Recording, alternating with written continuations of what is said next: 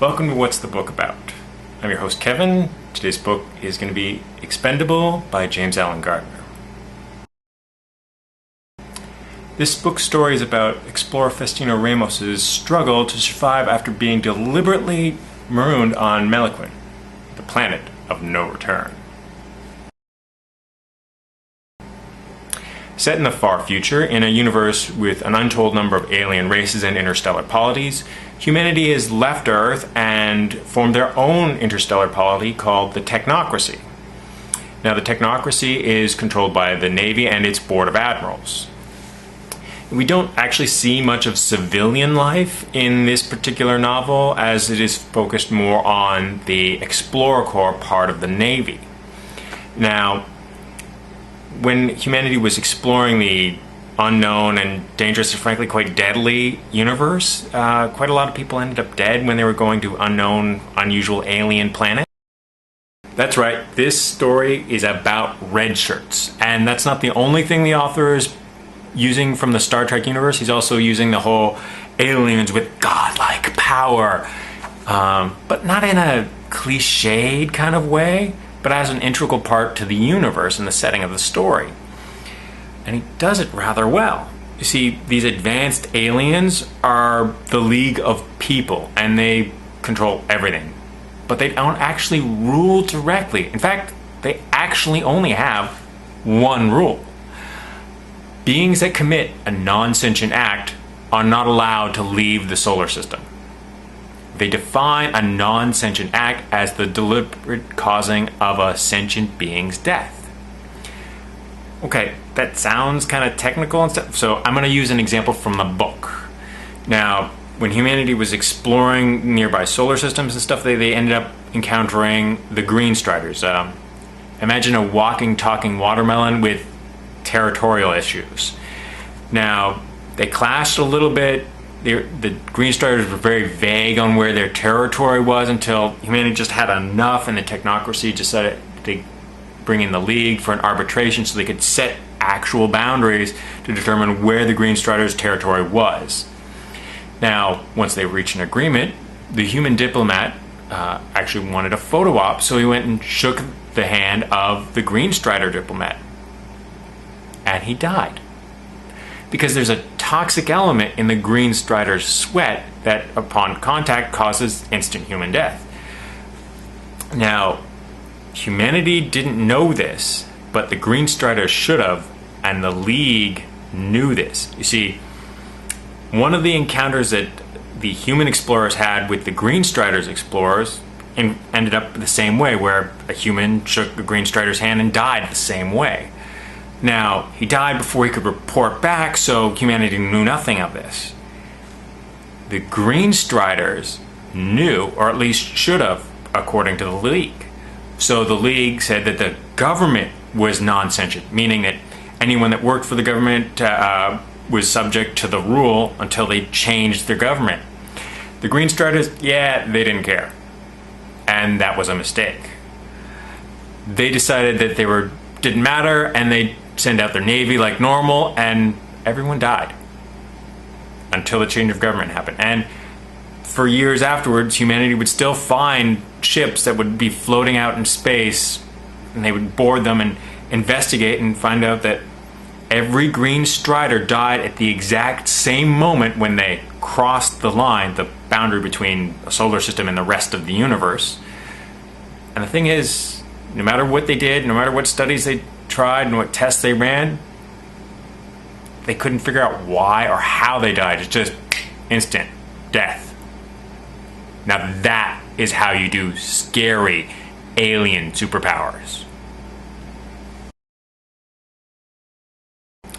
Okay, so you've been warned, there are some spoilers. Now, our main character, Faustino Ramos, has a wine-dark birthmark on her left cheek, and she's a veteran explorer. She and her partner Yaroon, who's missing the left-hand side of his jaw, are given a special assignment one day. They're to escort Admiral Chi on an exploration mission to the planet Meliquin. Now, despite there actually having been multiple exploration missions, there's no data whatsoever on the planet in any of the Navy or Technocracy databases. You see, Admiral Chi is being forcibly retired. He's coming to the end of his life, and despite all medical sciences can do to extend the life to almost 300 years, he's at the end of his. And that's why the technocracy's admiralty is afraid of him. You see, he's been running a cabal of ex-explorers and malcontents who've been keeping a watchful eye on the technocracy's polity and keeping an eye on the petty politics and the backroom deals and the little black bag jobs to make sure that none of this ends up violating the League of People's one rule. And that means he's got a huge bag of really dirty secrets that now that he's going to die, the Admiralty is afraid he's just going to send out into the world and burn a whole lot of really powerful people. And sending them Malaquin is a nice, easy way to sweep him under the rug. Now, the thing is, when these guys end up landing on the planet, things go horribly wrong. And Festina is the only survivor. She's trapped on a world that's completely uninhabited, all for the potential sins of another person. Which is, of course, naturally when we find out the planet isn't uninhabited. A glass coffin rises out of the ocean near their landing site and disgorges a beautiful, naked woman, one of the natives of the world. Now, she's human-looking and completely, utterly glass, and the entirely opposite of the main character, where Festina is smart and skilled and highly trained and more than a little bit paranoid, and rightfully so, or is naive, not very smart, completely unskilled, sexy as hell, clear as glass, and the former lover of Festina's high school crush, Jelka. Yeah, that's right. Other explorers have been sent on this same voluntold mission, and Jelka is one of the last group to be sent down before Festina. Now, some of the explorers managed to catch wind of people being sent here and will try to send warning to the others. So quite a few of the people who've been sent down have managed to survive with supplies that they shipped down on their own. Orr tells her this, and you also find out that this planet has lots of hidden cities, and one of the particular hidden cities has a group of explorers that have banded together, and they're trying to find a way off the world. Orr eventually agrees to help Festina find Jelka and the other explorers and her sister, who's gone with Jelka. See, Jelka is a love him and leave him type. He had his fun with Orr and then dumped her and decided to head off on his own to meet the explorers, because Jelka's actually a little smarter than the other explorers, because he didn't just pack away extra supplies. He managed to snag 2 FTL drives off of his ship's spare stores. Now, the explorers who've been stranded previously have been working and finally managed to build a ship out of local resources, but they don't have the machine equipment or resources to actually build an FTL engine. With Jelka's engine, they managed to get themselves a working ship, and fortunately, Festina arrives in time to board the ship and escape the planet.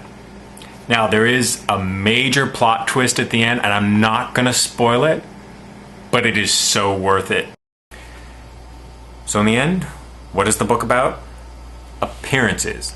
Now, I know, it sounds silly, but the author does a really good job of examining how appearances can dictate our lives. Everything from first impressions to body image to personal identity, false impressions, social status. And he does such a good job. I mean, okay, I found a couple spots where I thought the pacing could have been a bit better, but I've got to give this book 4 out of 4 stars. It's something you should go get.